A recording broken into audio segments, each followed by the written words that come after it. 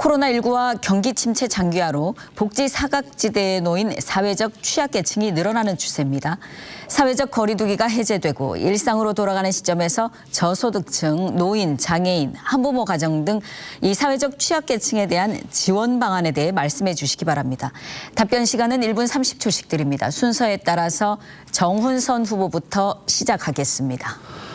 네, 장기간 이어진 코로나19로 시민들의 경제적, 사회적 고통은 이루 말할 수가 없습니다. 특히 취약계층에서 느끼는 그 위기는 정말 의식주를 위협하는 정도의 수준입니다.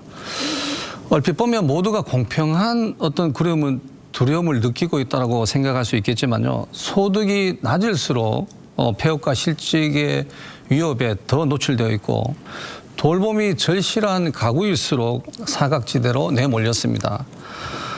그동안 복지 정책에 치중해서 복지 사각지대를 발굴했다면요.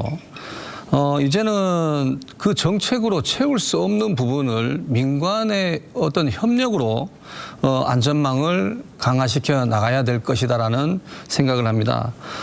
그리고 사람과의 만남을 제한하고 비대면 생활이 일상화되면서 정말 이 취약계층의 외로움과 고독은 정말 이렇게 말로 표현할 수가 없습니다. 그렇게 해서 인공지능을 활용한 그 돌봄 서비스 헬스케어를 해야 되겠다. 그렇게 해서 안전망을 더 촘촘히 만들어 가야 되겠다는 말씀을 드리고요.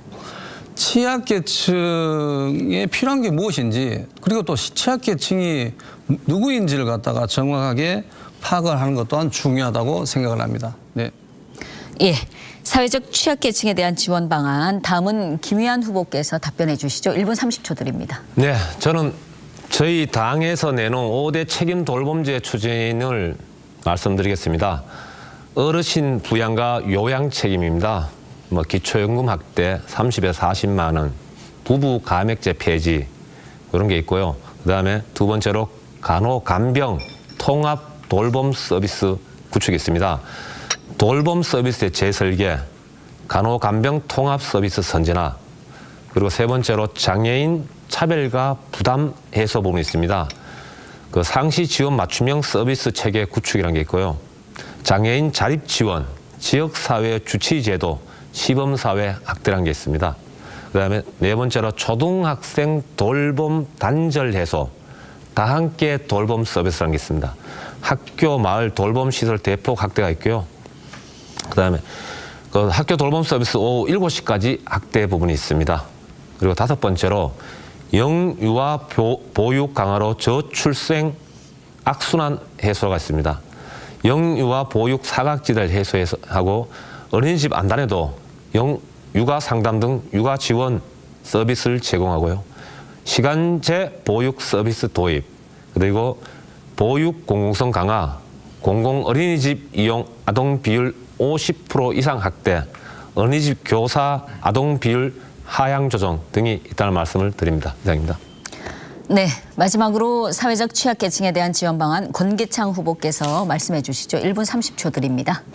우리 사회에는 복지 사각지대에 놓인 사회적 계층이 너무나 많습니다. 이제는 지원 제도의 패러다임을 바꿀 때가 되었다고 생각합니다.